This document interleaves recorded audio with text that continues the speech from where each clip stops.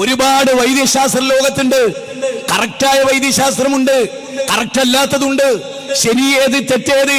ഇസ്ലാമിന്റെ വഴി അതാണോ? ഇസ്ലാം പറയുന്ന രോഗം വന്നാൽ ചികിത്സിക്കണം എന്നാണ്. ഇവര് പറയുന്നതോ ആ രോഗം ഞാൻ മാറ്റി എന്ന് പറയാണ്. ഇപ്പൊ നിങ്ങൾ നോക്കൂ, ഞാനൊരു ഉദാഹരണം പറയാം. ഇപ്പോ ഇതിലെ 13ാമത്തെ ക്ലിപ്പ്, അവിടുത്തെ പൈസ ഉണ്ടല്ലോ, വലിയുദ്ദീൻ ഫൈസി, അദ്ദേഹത്തിന് അപസ്മാര രോഗം ഉണ്ടായിരുന്നു എന്ന് പറയുന്ന ജനങ്ങളോട് അദ്ദേഹം പറയുന്ന 13ാമത്തെ ക്ലിപ്പ് ഒന്ന് കേട്ടു നോക്കി നിങ്ങള്. പരിഹാരമായിരുന്നു. ഞാനിപ്പോഴും ഓർക്കുക, എൻ്റെ വല്യമ്മയും എൻ്റെ വല്യമ്മയും എൻ്റെ പിതാവൊക്കെ പറയാറുണ്ട് ഒരു വർത്താനം. എനിക്ക് പഴയ കാലത്ത് നല്ല അപസ്മാരമായിരുന്നു. ഇന്നും അതിൻ്റെ ശാഖയുണ്ട്. കാരണം എനിക്ക് നല്ല വെള്ളം കണ്ടുകൂടാ, അതുപോലെ രക്തം കണ്ടുകൂടാ, തലക്കൊരു ചെറിയൊരു കറക്കം ഉണ്ടാവും. പക്ഷേ എൻ്റെ അപസ്മാരം ഒരിക്കലും മാറുകയില്ല എന്ന് ഡോക്ടർമാർ വിധിയെഴുതിയതാണ്. എൻ്റെ അപസ്മാരം തീരെ മാറൂല, ദിവസേന ഗുളിക കഴിക്കണം എന്ന് ഡോക്ടർമാർ പറഞ്ഞതാണ് അന്നത്തെ കാലത്ത്. അത്രയും വലിയ അപസ്മാരമായിരുന്നു എനിക്ക്. അങ്ങനെ 2 വയസ്സെത്തിയപ്പോൾ അപസ്മാരം മൂത്ത് നിൽക്കുന്ന സമയം എൻ്റെ വല്യമ്മ പറഞ്ഞു എൻ്റെ പിതാവിനോട്, മോനെ നമുക്ക് സി എം വലിയുള്ളാഹി തങ്ങളുടെ അരികിൽ ഒന്ന് കൊണ്ടുപോയേക്കാം. അന്ന് മൂപ്പൻ്റെ വീട്ടിൽ സി എം വലിയുള്ളാഹി തങ്ങളുണ്ട്. ഞാനിപ്പോഴും എൻ്റെ വല്യമ്മ എൻ്റെ പിതാവൊക്കെ ഇത് പറയും. അങ്ങനെ എന്നെയും എടുത്ത് 2ാമത്തെ വയസ്സിൽ എന്നെയും എടുത്ത് സി എം വലിയുള്ളാഹി തങ്ങളുടെ അരികിലേക്ക് കൊണ്ടുപോയി. അന്നും എനിക്ക് അപസ്മാരം ഇളകിയിരുന്നു. ഇളകിക്കൊണ്ടിരിക്കുന്ന സമയത്തിലാണ് മൂപ്പൻ്റെ വീട്ടിലേക്ക് എൻ്റെ വല്യമ്മയും എൻ്റെ പിതാവും കൂടെ കൊണ്ടുപോയി സി എം വലിയുള്ളാഹി തങ്ങൾ കിടന്നുറങ്ങുന്ന റൂമിൽ വാതിൽ തുറന്നു. സി എമ്മിൻ്റെ അരികിലേക്ക് ചെന്നു. എൻ്റെ വല്യമ്മ പറയാ, സി എം അന്ന് കുപ്പായമിടാതെ തുണിയെടുത്ത കട്ടിലിൻ്റെ മുകളിൽ ഇങ്ങനെ ഇരിക്കുകയാണ്. എൻ്റെ ഈ ഇളക്കം കണ്ടപ്പോൾ സി എം വലിയുള്ളാഹി തങ്ങൾ കുട്ടിയെ കൊണ്ട് കൊണ്ടാന്ന് പറഞ്ഞു. അങ്ങനെ വല്യമ്മ എന്നെ കൊടുത്തു സി എമ്മിൻ്റെ കയ്യിലേക്ക്. സി എം എന്നെ എടുത്തു. എന്നിട്ട് തല മുതൽ കാലുവരെ ഒന്ന് തടവിയിട്ട് പറഞ്ഞു, ഇനി ഇവന് അപസ്മാരം വേണ്ട, ഇനി ഇവന് അപസ്മാരം വേണ്ട, ഇനി ഇവന് അപസ്മാരം വേണ്ട എന്ന് സി എം വലിയുള്ളാഹി തങ്ങൾ 3 തവണ പറഞ്ഞു. അന്ന് മുതൽ ഇന്ന് വരെ എനിക്ക് അപസ്മാരം ഉണ്ടായിട്ടില്ല. അന്ന് മുതൽ ഇന്ന് വരെ എനിക്ക് അപസ്മാരം എന്നുള്ളത് ഉണ്ടായിട്ടില്ല, എനിക്ക് ഇളകിയിട്ടില്ല. ഡോക്ടർമാർ പറഞ്ഞത് ദിവസേന ഗുളിക കഴിക്കണമെന്നാണ്. പക്ഷേ ഒരു പൊട്ട് ഗുളിക പോലും ഞാൻ കുടിച്ചിട്ടില്ല. അന്നാണ് സി എം വലിയുള്ളാഹി തങ്ങൾ ഇത് പറഞ്ഞതിന് ശേഷം എനിക്കൊരു അല്ല, അപസ്മാരം ഉണ്ടായിരുന്ന ഇത്ര കുഴപ്പമുണ്ടാവില്ലായിരുന്നു.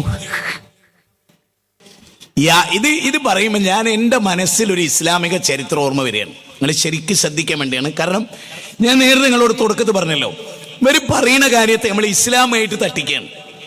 കാരണം ഇസ്ലാം അള്ളാഹു അവതരിപ്പിച്ച മതാണ്. ഇന്ന ദീന ഇൻദല്ലാഹിൽ ഇസ്ലാം, 3-ാം അധ്യായം 19-ാമത്തെ വചനം. ഈ ദീനിൽ നബി സല്ലല്ലാഹു അലൈഹി വസല്ലമയുടെ അടുത്ത് ഒരു അപസ്മാര രോഗി വരുന്നുണ്ട്. അപസ്മാരാണല്ലോ പ്രധാനം. വലിയുദ്ദീൻ ഫൈസിയുടെ അപസ്മാരമാണല്ലോ ഇപ്പോഴത്തെ ക്ലിപ്പ്.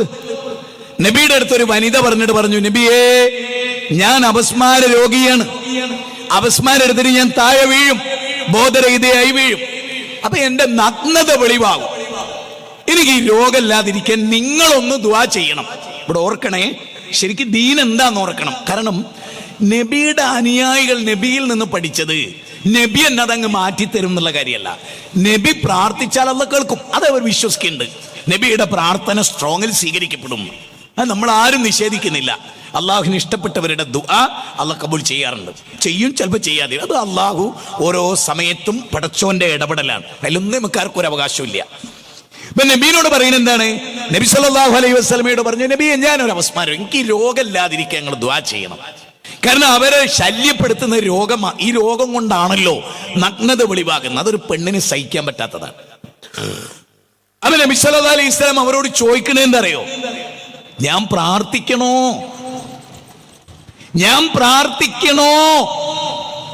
ഞാൻ പ്രാർത്ഥിച്ചാൽ അള്ളാഹു സ്വീകരിച്ചേക്കാം, നിനക്ക് അപസ്മാരം ഇല്ലാതാവുകയും ചെയ്യാം. പക്ഷേ നോക്കണേ, ഇസ്ലാം എന്താണെന്നറിയണം. ഈ അപസ്മാരം നിനക്ക് നല്ലതാ, നിനക്ക് ക്ഷമിച്ചാൽ സ്വർഗം കിട്ടും, ഉറപ്പാണ്. ഈ അപസ്മാരം ക്ഷമിച്ചാല് നിനക്ക് സ്വർഗം കിട്ടും. ശരിക്കും നിങ്ങൾ ആലോചിക്കുക, ഈ സ്ത്രീ പിന്നെ എന്താ പറയണേ? നബി, എനിക്ക് അപസ്മാരം മാറണ്ട, പക്ഷെ ഞാൻ അപസ്മാരം എനിക്ക് വരുന്ന സമയത്ത് ബോധരഹിത വീണു പോവുമല്ലോ, അപ്പൊ എന്റെ നഗ്നത വെളിവാകാതിരിക്കാൻ ഒന്ന് റബ്ബിനോട് ദുആ ചെയ്യണം. ഞാൻ ഈ വാഴക്കാട്ടുകാരോട് ചോദിക്കണം, വലിയുദ്ദീൻ ഫൈസി പറഞ്ഞതും നബി സല്ലല്ലാഹു അലൈഹി വസല്ലമയുടെ ആ സ്ത്രീ ആവശ്യപ്പെട്ടത് നബി അവരോട് പറഞ്ഞതും വെച്ചിട്ട് നിങ്ങളൊരു കാര്യം ആലോചിച്ച് നോക്കി.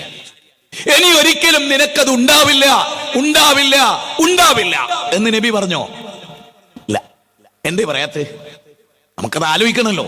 നബിക്കാണോ പവർ? C M അടൂരിനാണോ?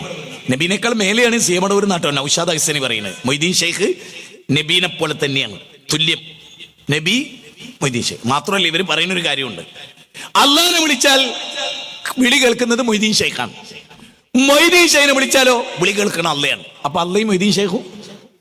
അള്ളാഹ് എന്ന് വിളിച്ചാൽ കേൾക്കണ മൊയ്തീൻ ഷെയ്ഖ്, മൊയ്തീൻ ഷെയ്ഖ് എന്ന് വിളിച്ചാൽ കേൾക്കണ അള്ളാഹ്. അപ്പൊ ആരാ? ഇതൊക്കെ വരെ എഴുതി വെച്ചാട്ടോ. അങ്ങനെ ഒരു വിഷയം വരുമ്പോൾ നമുക്ക് സെർച്ച് ചെയ്യാം. ഇവിടെ ഞാൻ ഒന്നുകൂടി പോയിന്റ് ചെയ്യുന്നു, ഒന്നുകൂടി ചിന്തിക്കാൻ വേണ്ടി പറയുന്നു. ഈ ഭാഗമൊക്കെ നമുക്ക് ജനങ്ങളെ കേൾപ്പിക്കണം, ചെറിയ ചെറിയ ക്ലിപ്പായിട്ട്. ഏതെങ്കിലും മനുഷ്യർക്ക് ഇത് സ്ട്രൈക്ക് ചെയ്യാതിരിക്കില്ല. അത് അള്ളാന്റെ മതമാണല്ലോ.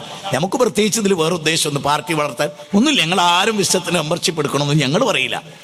ഇപ്പൊ ഞാൻ ഈ സദസ്സിൽ പോലും ഞാൻ ഇങ്ങോട്ട് വരുമ്പോ പള്ളിയെടുത്ത് വന്ന ഒരാൾ പറയും, ഉസ്താദേ ഞാൻ സുന്നിയാട്ടോ, ഉസ്താദേ ഞാൻ സുന്നിയാണ്, ഞാൻ പക്കാ സുന്നിയാണ്, പക്ഷെ ഉസ്താദ് ഞാൻ നിങ്ങളെ പ്രസംഗം കേൾക്കുന്നുണ്ട്, നിങ്ങൾ ഇവിടെ കേട്ടിട്ട് വന്നാണ്. വേറൊരാൾ പറഞ്ഞു ഞാൻ സുന്നി തന്നെ, ഞാൻ സുന്നികൾ ആരെ പ്രസംഗം കേൾക്കില്ല. ഞാനൊരു കാട്ടിലിങ്ങനെ മൃഗങ്ങൾക്കൊക്കെ വെള്ളം കൊടുക്കാൻ പോണ ഒരു പതിവ് എനിക്കുണ്ട്. ഞാൻ അവിടെ ചെന്നപ്പോൾ നിങ്ങളൊരു പ്രസംഗം ആരോ കേൾക്കണ്. അങ്ങനെ കേട്ടിട്ട് ഞങ്ങൾക്കിത് അപ്പൊ ആളുകൾ ഇത് കേൾക്കും. അതാണ് ഞാൻ പറയുന്നത്, ആളുകൾ ഇത് മനസ്സിലാക്കും.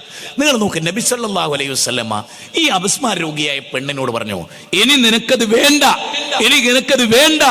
അള്ളാഹുലെ സീമടൂർ ഇങ്ങനെയാണ്, ആ രോഗം നിനക്ക് വേണ്ട, അള്ള ഇടപെടൊന്നും വേണ്ട, ഞാൻ മതി എന്ന് അദ്ദേഹം പറയുന്നതായ ക്ലിപ്പ് വരെ നമ്മുടെ കൈവശമുണ്ട്. ഞാൻ പറയുന്നത് ഇത് ഏതാണ് ദീൻ? നബി സല്ലല്ലാഹു അലൈഹി വസല്ലം നമ്മൾ മാത്രമല്ല, നമ്മൾ ഇങ്ങനത്തെ കേസൊക്കെ ഉണ്ടാവുമ്പോൾ മാറ്റി കൊടുക്കാൻ ഇവിടെ ആളുണ്ട്. ക്ഷമിക്കാനൊന്നും നമ്മൾ പറയില്ല.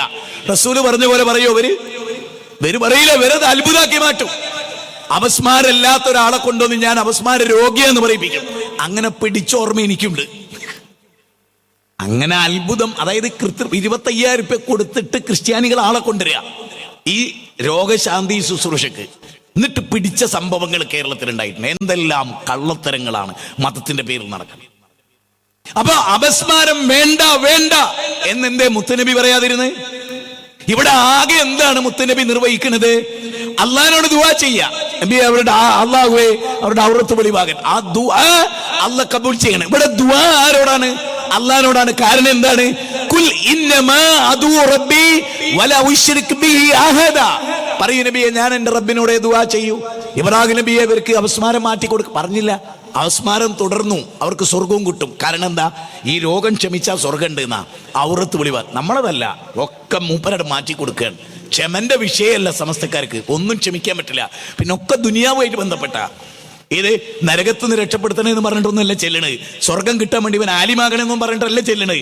ചെല്ലണമൊക്കെ ദുനിയാവിലെ മൂത്രവാർച്ച നിൽക്കാൻ, അല്ലെങ്കിൽ പിന്നെ തടി വെക്കാൻ, അല്ലെങ്കിൽ മരിച്ചേ ജീവിക്കാൻ, അല്ലാണ്ട് അല്ലെ വിസ ഇല്ലാത്ത വിസ കിട്ടാൻ, ഇങ്ങനെ ദുനിയാവുമായിട്ട് ബന്ധപ്പെട്ട കാര്യങ്ങളാണ് ഈ പറയണേ. അത് നമ്മൾ ശരിക്കും ആലോചിക്കേണ്ടതാണ്. എവിടേക്കാണ് നമ്മുടെ സമൂഹം ചെല്ലുന്നത്?